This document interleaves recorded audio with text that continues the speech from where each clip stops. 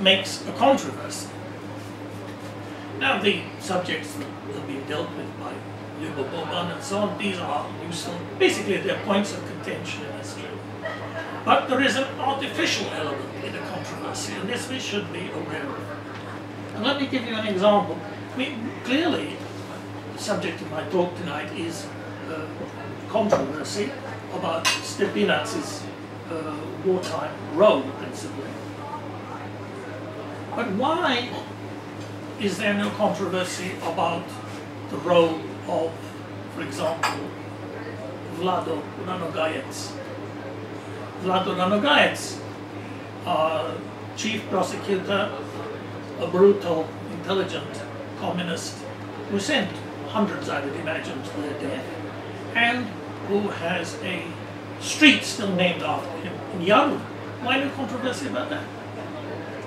Or, of course, as far as the Srpska Pravoslavna Crkva is concerned, the issue of wartime collaboration. Now, Stepinac and the Catholic Church have been accused of collaboration with the enemy and so on, but what about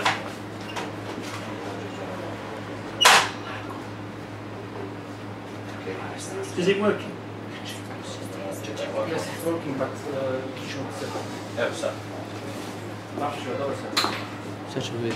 what about, if we're talking about the Second World War and collaboration, what about the instructions from the Holy Episcopal Synod of the Serbian Orthodox Church in July 1941, which ordered its faithful to loyally, said that they would loyally carry out the laws and orders of the occupying and local authorities, and that they would use their influence, the SPC's influence, through its organs for the complete maintenance of order, peace and submission, in other words, to the Third Reich. Is that controversy? And then, of course, we've got, hope I'm not being unecumenical here, can't help it, really. We come to the question of canonization. As you know, the Serbian Orthodox Church, through the intervention of former Patriarch Irene, described by Pope Francis as the Great Patriarch, we know that the canonization of Blessed Alojzija Stepinca has been put on hold. So the SPC felt that it had a right to intervene, and this right was accepted, in the processes of the Catholic Church canonization. But I don't recall the Catholic Church being asked to pronounce on the canonization in 2003 of the Serbian Orthodox Bishop Nikolai Velimirovic, who was certainly one of the most vocal anti-Semites in the 1930s, and who, even when he was sent to actually quite comfortable quarters in Dachau, he, even from Dachau, was writing about the forged, as we know, protocols of the Elders of Zion, which is probably the basis of anti-Semitism throughout Europe for about 100 years, and saying that it was true and that Serbs should understand just what the Jews were like. Was that a controversy? I don't really see much controversy about that. It just seems to be controversies seen in this part of the world to concern the Croatians, and they seem to concern the Catholic Church. Now, and this theme has, of course, been taken up by former Metropolitan and now Patriarch Porfirie. Porfirie is surrounded by a group of Croatian advisors. These advisors, seem to be historians and others, are keen to provide him with useful information to use against Croatia and the Catholic Church. But I don't see any of these liberal-minded advisors protesting about the dissent, the raid launched by Patriarch Porfirie and the would-be metropolitan into Cetinje, which was clearly are going to provoke violence, bloodshed, and quite possibly what actually very strong elements in Serbia do still want, a civil war in Studirao. Is that perhaps worthy of controversy? Anyway, our controversies tonight are, of course, about Blessed Alojzija Stepinca. And as part of the contribution to all of this, we have had in March this year, then Metropolitan Porphyrier said that he was deeply troubled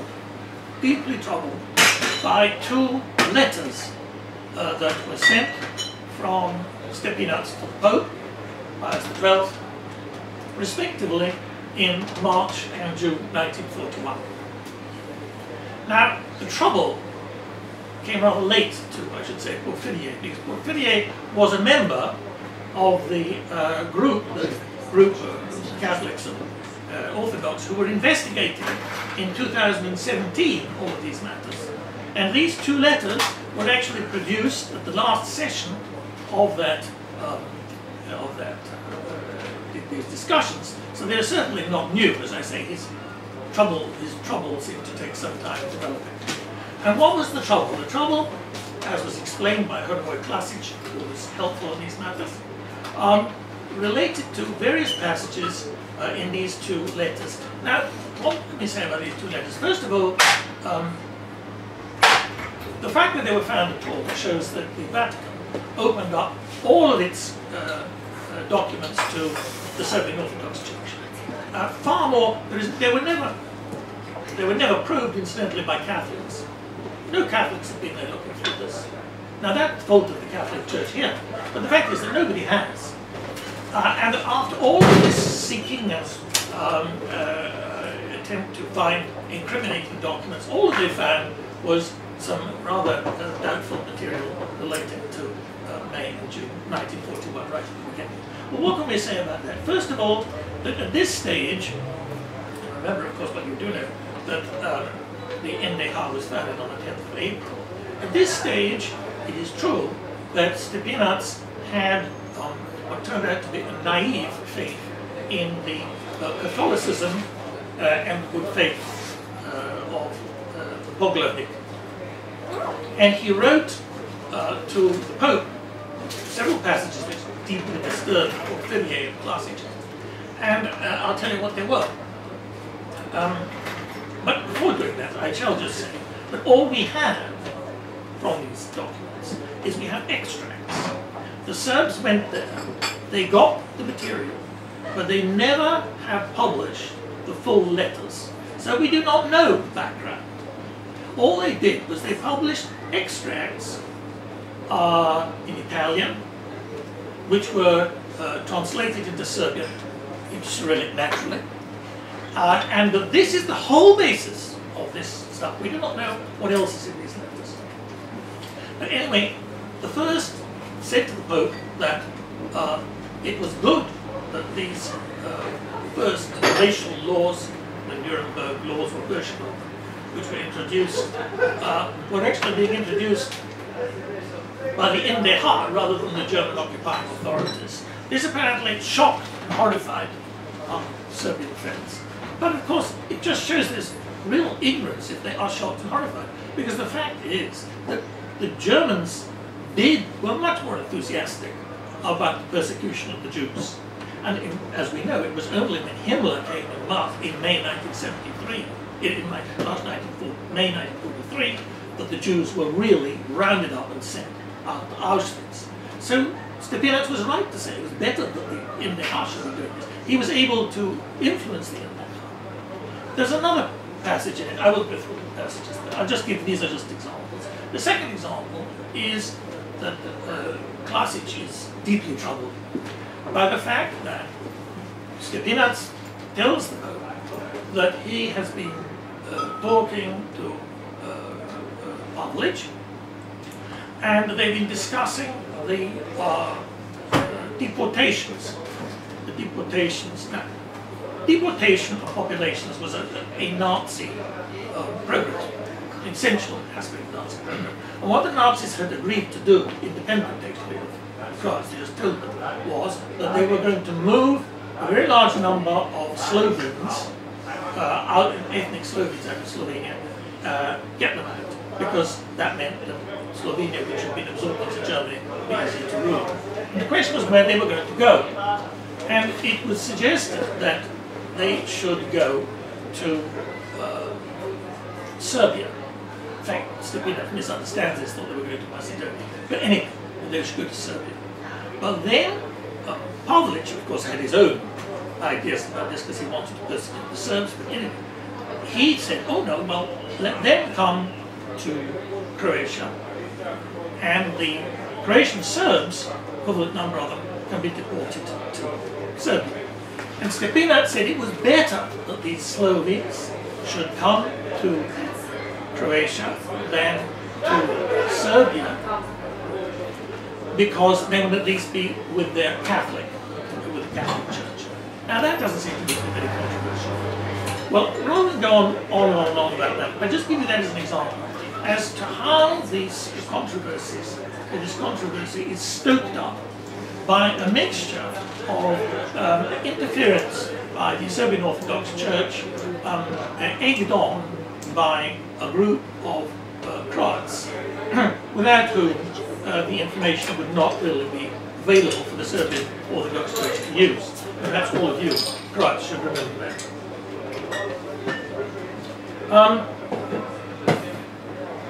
Well, the Stepinac trial. The Stepinac trial was not really a trial at all. It was a political act, and we should understand that. It was not a means of trying to establish the truth. It was a means of trying to make a political point. And the truth of that is fairly clear, because, for example, the defense of Stepinac wanted to call 22 witnesses. No, they wanted to call 22 witnesses. But Jakub Blažević, the state prosecutor, wrote by the side of those that he did not want called, he wrote ne. And only those who he thought were not going to cause any trouble, he wrote da. And similarly, for written documentation offered in Stepinac's defense, I think we're going to close this door actually, I think that we're speaking in a circus, he again wrote da for those things that he thought were okay, and ne for those things that he did not. In the end, only 8 witnesses were called. One of those was then driven out of the court, and their statements were never reproduced in the official statement of the trial. Stepinac's 38-minute statement of defense was never published. In fact, it was a very serious political offense to circulate it. It was in jail for a very long time.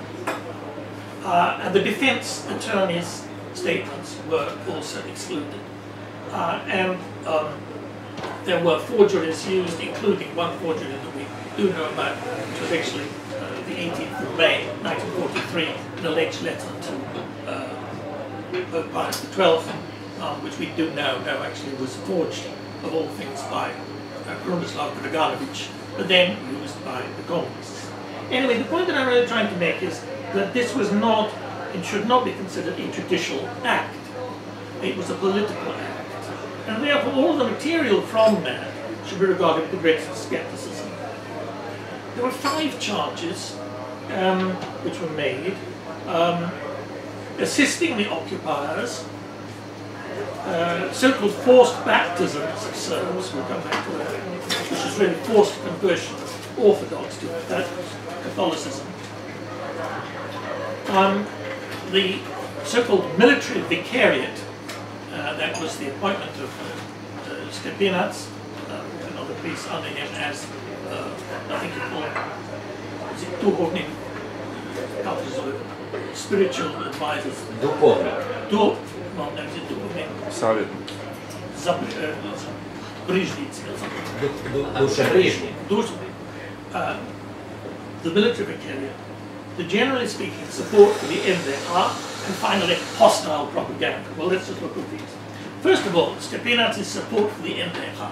We have to assert, contrary to all of the communist-generated and then post-communist reheated allegations to the contrary, that there is a distinction between supporting the NDH and supporting the Ustasha. The Ustasha created the NDH, but Maciek was very near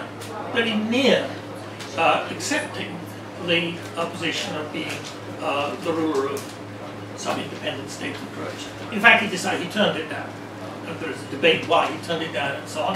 He certainly was not pro-Nazi. But the point is, what I'm saying is that those who supported the NDH, like Stepinac, did not mean that they were Ustasha, and it did not mean that they continued to support in any shape or form the brutalities of the Ustasha. If you think about the independent state of Croatia, in English, independent state of Croatia is a capital I, it's a small I, and a small s, the capital P. It is not, you could support an independent state of Croatia without supporting the nezavisna država Hrvatska. And also, the support that was given was within limits. Within limits, because within 6 weeks of Stepinac issuing this Te Deum, which he had said everywhere, for the celebration of the Croats getting their own state, within 6 weeks he wrote to the Poglavnik a strong letter protesting about the killing of 260 Serbs in Bilo. So that shows that he was not mild or unconditional in his. I don't need to go through the sermons. But the sermons were so powerful, they've increased in power, that these sermons that he gave attacking racism and brutality, he was threatened with action by the Gestapo because of it, and they were sufficiently useful in the eyes of Tito and the partisans for them to be reproduced and distributed ushum. The military vicariate. Now this is a small technical thing, but you still hear these, the idiotic, and so much of this is idiotic, the idiotic statement that he was Ustaški vikar, Ustaški vikar. Well, what it was is this. In 1935, there was an attempt to reach a concordat between the Vatican, the Church, and the Yugoslav, Karađorđević's Yugoslav. This failed because of the threats and riots created by the Serbian Orthodox Church. So, as a result of that, it was not possible officially to appoint a military vicar, Catholic military vicar, for all of those Catholics who were serving the armed forces. And as a result of this, the Catholic bishops in 1939 petitioned the Pope that Stepinac should be made sine titulo, an unofficial military vicar for those who were serving in the Yugoslav forces. And that was agreed. So that was 1940. And then again in 1942, for the same reasons, it was agreed. Because otherwise there would have been nobody even to hear the confession of somebody who was about to die. And it is in that respect that he was Ustaški vikar. And the appointment of all of the other vicars, priests and so on, was not in his hands. This was sorted out by Slavko Kvartanik and Pavlović. And some of these people were bad, not all of them by any means. And it also has to be said again that Fra Miroslav Filipović Majstorović, who is one of the most notorious people and rightly actually, one of the most notorious people who comes out of this period,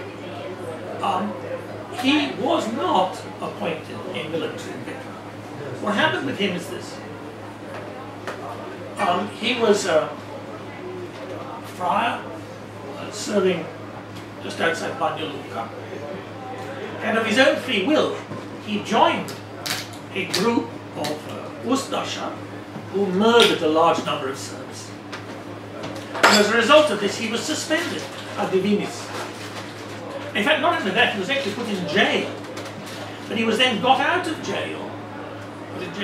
He was got out of jail by Max Luburic and brought to Jasenovac, where he changed his name to my knowledge, where he was defrocked, and he finished up executed in 1945. And for anybody to say that this is proof somehow that the Catholic Church was responsible for the murder of Serbs is simply absurd. Forced conversions. Now, these forced conversions, again, this is something that was probably one of the main themes of the trial. The trial had almost nothing to do with the Jews, and this is because, of course, Stepinac was known to have intervened for the Jews. He was known to have intervened to try to save the chief rabbi. He was known to have done all of these things. So nobody really suggested that he had been anything other than a friend of the Jews. But the question was the Serbs. And the issue was whether he and the Catholic Church were responsible for forced conversion of Orthodox to Catholicism. Well, the answer is that they weren't. The answer is that this was a state policy. It's a state policy issued by the NVH for a very brief period. And it was opposed by both the bishops, who wrote a series of statements about it, and it was also opposed by Pope Pius XII. But we must really get the picture right. In those days, the Catholic Church regarded the Orthodox as schismatics. And incidentally, the Orthodox regarded the Catholics as schismatics. And as far as I know, we regard each other as schismatics too, but nowadays we're just too polite to say it. And the fact that a schismatic is somebody who's not in your view, communion with the universal church. Now, as a result, the Catholic Church certainly did want to have more Orthodox joining. And so one has to accept this. But it was also a condition laid down by the bishops, by Stepinac and by the Pope, that nobody was to be forced into it, because there was no point. Why should anybody, I mean, it's not like an empire. You don't increase your power by saying, I've got more people for Catholics. And the main pressure for Serbs to become Catholics came from the Serbs themselves. And why did it come from the Serbs themselves? Because they thought that it was a way of avoiding being killed by Ustaša, particularly his Divlje Ustaša. And that was the truth. It's also the truth that this period related to, it was a very short period between 19. What happened was, as I say, first of all, there was an attempt to deport Slovenes into Croatia, which largely happened, and then Serbian Croats into Serbia. But that largely didn't happen. Why didn't it happen? It didn't happen because the Germans in Serbia didn't want them. They thought they'd got quite enough problems with the Serbs who were in Serbia without having any more. So they didn't cooperate. So it was then left to the Ustaša to deal with this. And the Ustaša were much more interested in killing them than deporting them. So in fact, this deportation did not occur. They did kill a lot. In the brief interval while this was happening, and there was no deportation, just chaos, it was at that point that this so-called forced conversion issue came. And that people were convinced, Serbs were convinced that they could save their lives by becoming Catholics. Now, they generally didn't. But all I would say to you is that Stepinac's view was that he did not want forced recruits, but that he also was prepared to ensure that rather than be killed, they should be accepted. And these are the instructions which Stepinac sent out to the priests of his archdiocese. Remember, he couldn't control what was happening down in Sarajevo. He couldn't control what was happening in Jacobo. But in his archdiocese, he could exercise some control. And he sent out these instructions. He said to the priests, when you are approached by people of the Jewish or Orthodox religion who are in danger of death and they want to convert to Catholicism, receive them to save human lives. Do not demand of them any special religious knowledge, because the Orthodox are Christians like us, and the Jewish religion is that from which Christianity draws its roots. The role and task of the Christian, first of all, is to save lives. When this time of madness and savagery passes, those who were converted for reasons of conviction will stay in our church, in fact most of them didn't, while the rest, when the danger passes, will return to their own. So, these really are the main accusations that are made against Stepinac. And I just want to end by saying why, rather, I mean, we have to respond to these accusations. They are politically motivated. The accusations keep on coming from the Serbian Orthodox Church and from the Serbian state for one reason. For one reason, and you should listen to this if you don't listen to anything else. The reason is that it is easier for the Serbs to have the world forget what they did in the 1990s if they can keep on thinking about what some Croats did in the 1940s. That is the truth, and it should be said openly, clearly, and said not just by visiting Englishmen, but by Croats. Anyway, so what Stepinac did was, first of all, as a patriot, he supported Croatia's right to exist. And even when he was on the, when he was in front of the court and they were screaming and shouting at him, and he knew that he was, didn't know whether he was going to be killed or just sentenced to, as he was, 16 years. He said he did not apologize for the Croats demanding to determine their own affairs. He said that they had as much right, a small nation, to determine its own affairs and to be self-governing as any other nation in the world. There weren't many people who were saying that at the time. Secondly, his charity. He intervened for thousands and thousands of people in the papers, the typewritten script that was put in by Kaptol during the trial. I've read all of this. There are 200 typed pages, 200 typed pages of names of Serbs and Jews and Freemasons and all sorts of those who were persecuted. These were all of the people that he intervened for. Communists. He intervened for communists. He intervened for people who were completely hostile to him, like Monsignor Rittig. He saved Monsignor Rittig's bacon, and Monsignor Rittig then joined in with the persecution. Rittig didn't want to be there, actually, while the trial was on, but he could certainly have done something to stop it. Integrity. Integrity. There was terrible persecution during the Second World War by these Ustaša. And I think it is stupid to start to deny it. Now the question is how many died in Jasenovac and so on. These are other matters. But we should not, in my view, fall into the trap of thinking that everybody was great just because they were a Croatian nationalist.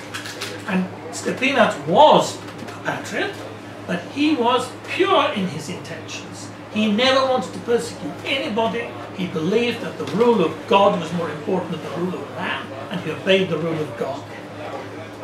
And he was then a witness with the other bishops in September 1945 against what was going to happen for the next 45 years or so under communism.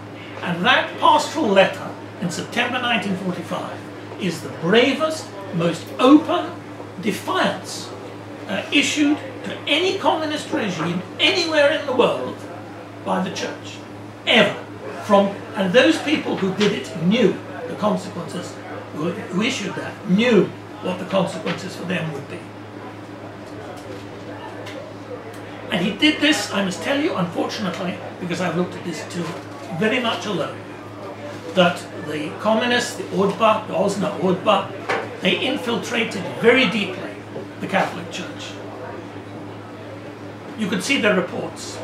4 of the 7, I think, or 9, I can't remember.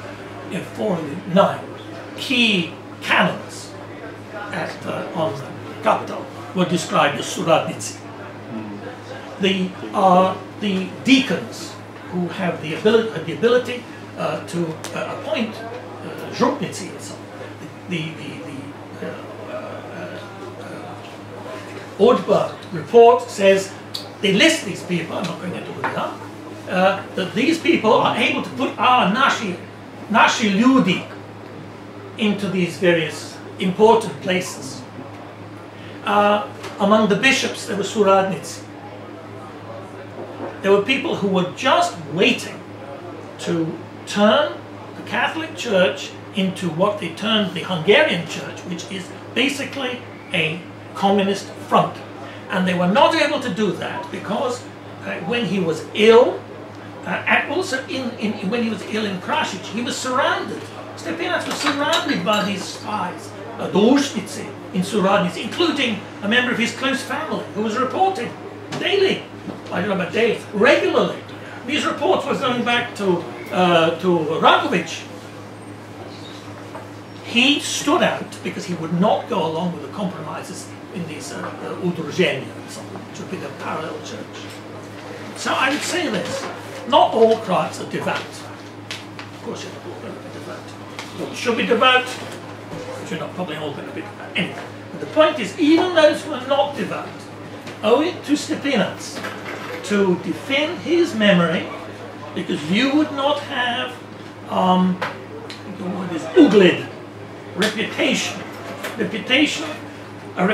to defend, and you would not have integritet, and you would not have a church that you can, despite all of these people, be proud of, which actually suffered with the Croatian people and for the Croatian people. None of that would be possible, and it is time, in my view, that all of us, from the very top of the hierarchy, political and religious, to the bottom, to those of us who don't count at all, that we should defend Stepinac's memory. Thank you.